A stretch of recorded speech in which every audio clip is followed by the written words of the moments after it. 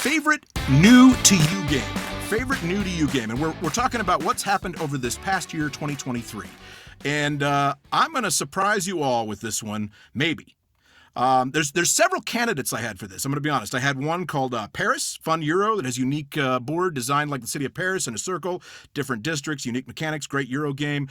Quebec, I played that one for the first time. It's an older game, out of print, has some really interesting mechanics, including a cascading area control effect that's really unique and fun. Tapestry, which was very popular just a couple of years ago, but it really has lost all of its buzz. I played it finally for the first time, and I loved it. But the one that takes the cake for me, the most favorite new-to-me game, you're going to like it, Chris, that would be Hansa Teutonica.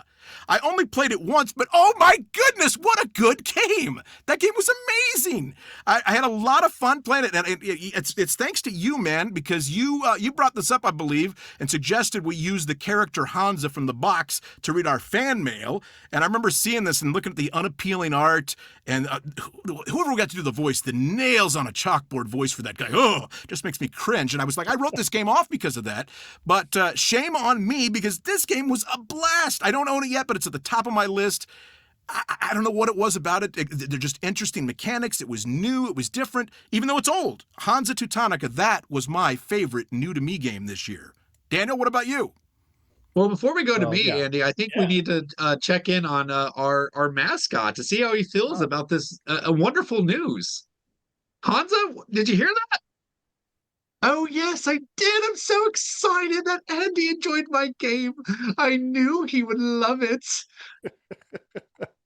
All right. Andy, do you like me as much as you like the game?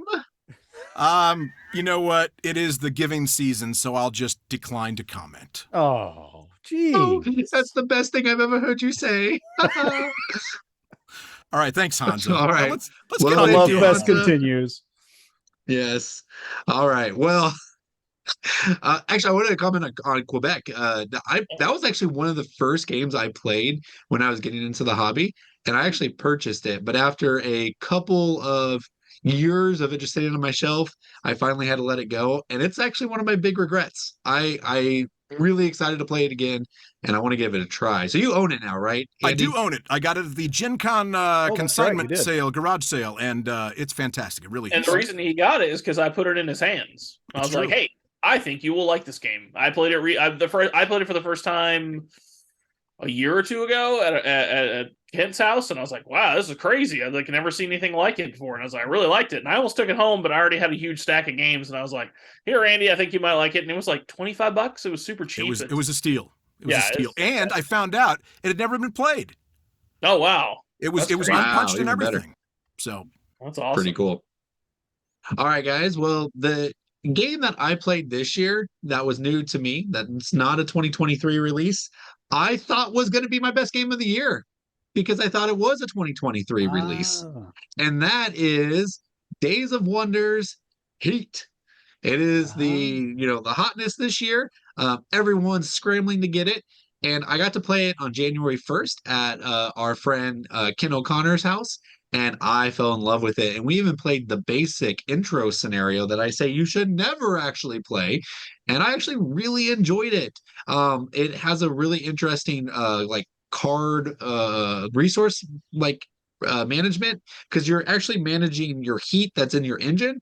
And when you go across turns that are too much, or if you're adjusting your gears too much, you have to spend heat. So you have a little bit of heat that you want to manipulate, and you do want to spend it, but you also want to get it back into your hand so that you can have ways to cool it off, so you can put it back into your engine so that you can spin it again.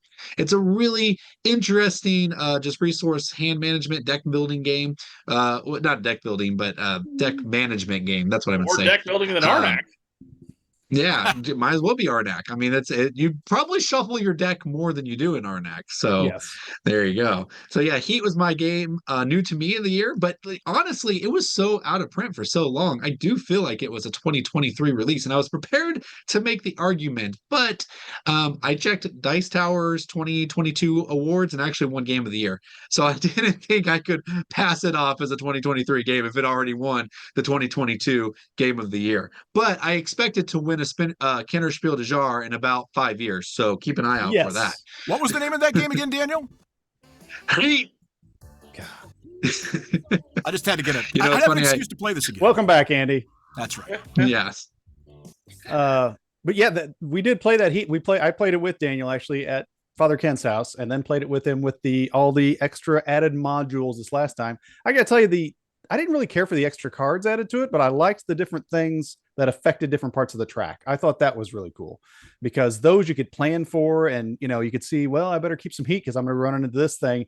And so I like that a lot better than the randoms of the cards, and the cards just seem kind of wonky. And I don't know. I wasn't big on the added cards that go into the deck, but overall I love the game. And I enjoyed it both times. It's not like it killed the game for me, but I think I would only play with the different track effects. I thought those were really cool. So this is different. This is not the one you guys were playing at Gen Con that I saw you and Chris playing, right? Was it? No, that was Thunder Road Vendetta. Okay. Yeah. Okay.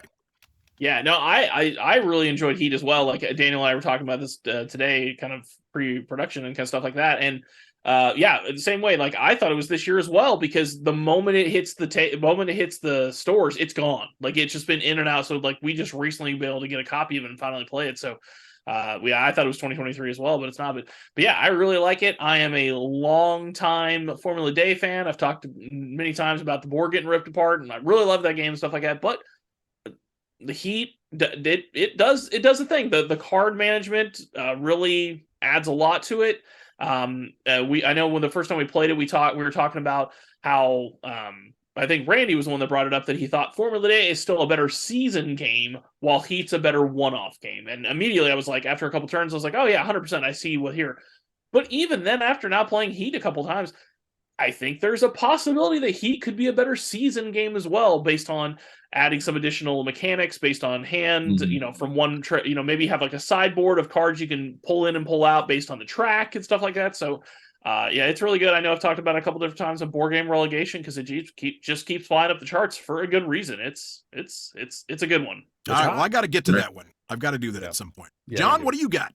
Well, let me tell you what I got. I had a conundrum just like Daniel did, because I made a huge list of candidates for. Oh, I'm sorry. No, I didn't. We're not in the game of the year. But one of these was on my game of the year thing. But then I realized it was a reprint. But the new to me game, I got two of them. I got the runner up as a shout out to All Play on tour. I'd never played on tour before, and played it for the first time. And I don't know. It's a roll and write with dry race. I'm like, it's probably okay. That was a really cool game. It's the theme. They try with the theme. They put you pick your kind of music that you're going to have, and that's all over your map and everything. All the maps look a little bit different, but the different choices that you have of where you're going to place your numbers on that just make the game pretty amazing. Your map's going to look completely different than everybody else's, like immediately. It's not like one of those where you grow apart. It's like immediately you're different.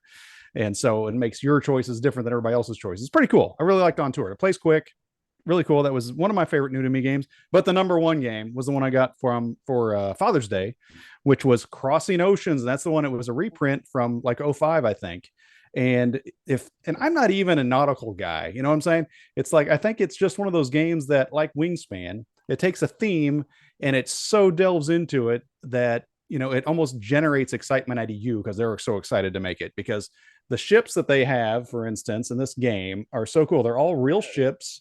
They all look really cool, and they go in historical accuracy and historical timing from, the 18th century to the 20th century.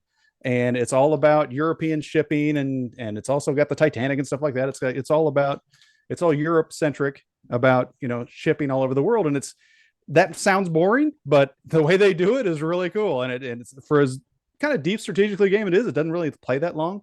I think Chris and Daniel have both played it with me and enjoyed it, but that's one that I need to get to the table more often. But that was my new to me game that, even though I was kind of excited about it, it was, way better. And I thought it was going to be, well, I'm going to be able to play this with my geeky game buddies, but nobody else. No, other people can play it too. And it's deep, but it's not crushingly complex. And so love that Crossing Oceans. It's one I need to play more. That's my new to me game of the year. Now, John, you do kind of strike me as a nautical type guy, actually. There you go. That beard and the hat. I mean, I could see you being like an old seaman. You look like a crab fisherman, right? But anyway, yeah. You know what else it made me think of is there's another candidate I didn't list, but it just came to mind, so I gotta mention it real fast. And that is, I started playing this game. I played it 2 or 3 times now, called Cold Water Crown. It's a fishing game. and the theme actually works really well, and it's actually kind of surprisingly fun. It's pretty light, but not bad. Okay. Yeah, I have to ask you, Andy, because I think this has come up before, and I once heard about that game, and it was compared to the what is it called? The North Sea series. Raiders of the North Sea yeah, kind of yeah, stuff. Yes. right. Because I heard they're very similar. Which one do you enjoy more, Raiders of the North Sea, or do you enjoy the Coldwater Crown? Boy, if you recall. That's kind of a tough one. Coldwater Crown is less strategic, but it's light and fun, and the theme works. Okay. That's tough. I used to really love Raiders, and then I kind of got sick of it. So it's really hard for me to say. Raiders is probably the better game, but Coldwater Crown is not bad. I think I prefer Coldwater Crown, maybe on the rocks, maybe the spritz of Coke. Well, Chris, if that was an alcohol reference, I did not get it. I think it is. I don't know either. You old drunk pirate. All right, Chris, take us home, baby. All right, so mine is going to be unbelievably on brand, but somehow also on brand is that it's new to me. I have not actually played this game until this year, and that is the infamous Glory to Rome. I never actually got that played until this year. I've always wanted to, but as part of its infamy is the fact that like there's only been a couple of print runs and there's been multiple publishers, and like the creators got a whole bunch of beef with everyone, it seems, and doesn't want to like make more of the game. It's the whole thing. Look it up on BGG. But I finally got to play because another person of our game group purchased it, and he's spent the money you got to spend to get this game. So I was super excited. And so finally got to the table, and it delivered. I loved playing it. It was like, I'm not sure it's the first, but it was, I believe, one of the early games where each card does multiple things and you have to choose which one of the things you want to use it for. And yeah, like it's all card based, but it just, and like when you look at it, I don't know if Randy can get the picture. There's one picture I saw on BGG where it shows a little like tableau, like a quick reference guide, for like, oh, here's how your actions work and stuff. And it's this like Rube Goldberg machine of lines and dots and stuff. But and like when you first look at it, you're like, I need to run away because this game looks way too complicated. But the presentation's not great, but for that purpose. But once you actually understand the game, you see it, you're like, oh, okay, this is helpful. Unlike some games where that thing's still not useful. But anyways, so it was it delivered. Like if it was not insanely expensive, I would purchase a copy myself because I really enjoyed playing it. But it was a few months ago, so I forget like the fine details of the game. But again, at the end of the day, like I finally got to play it. Took it all this time, but it delivered, and I was really excited about it. Who'd you play that with, Chris? It was Curtis's copy. I played it with Nick Seal. Gotcha. Maybe Babcock. Maybe he was at that table as well. I don't remember, but yeah, it was Curtis's copy, and so it was great. I really enjoyed playing it. See, you know what I love about this show is that we, despite the fact that we're all friends and we all love games, there's so much diversity in our tastes here. That's another one that I have not played that I will have to check out at some point. Yeah, it's hard to find. It really is. It reminds me of a funny story. I don't know if it was that game, but it was a game about Rome that Daniel, once upon a time, our first trip to Gen Con, Daniel helped me out. He was like going to plan where I needed to go every single day, what game to check out, what hall to go to, like seriously, a 24-hour-a-day map of what to do at Gen Con. And one of the categories was like for 2 hours, it said ROAM. And I was like, oh, okay. He gave us a couple hours to just have fun. But apparently he was referring to some game named Rome, and Daniel notoriously cannot spell. Never to check it out. No, that was...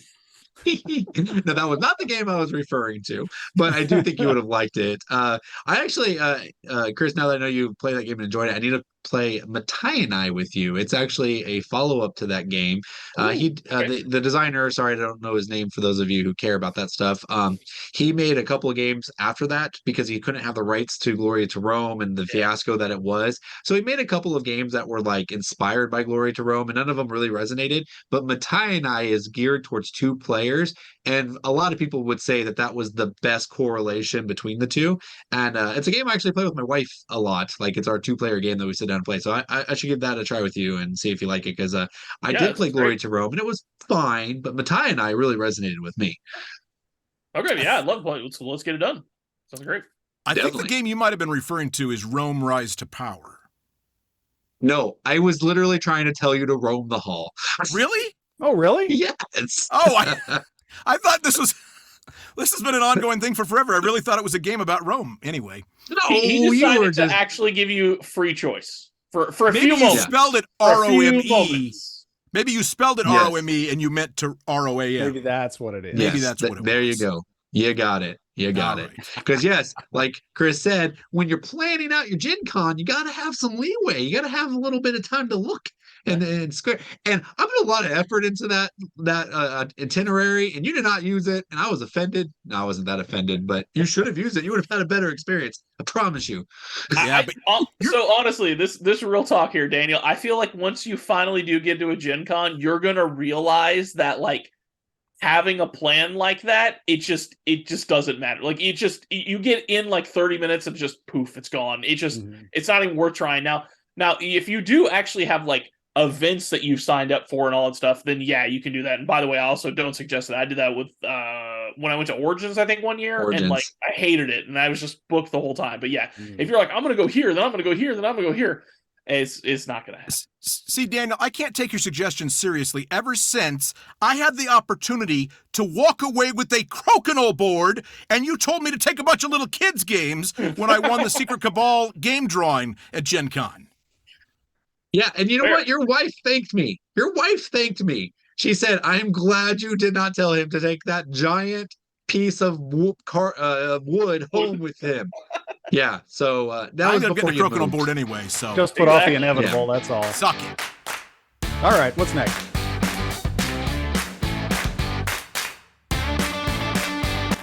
Thank you for watching this clip from Around the Board. If you'd like to watch the full episode, please click on the link down below. Around the Board is essentially a game show featuring 4 board game enthusiasts that discuss board game topics and news in a competitive format. Whoever wins gets to talk about whatever he wants at the end of the show. So please join us, won't you, Around the Board.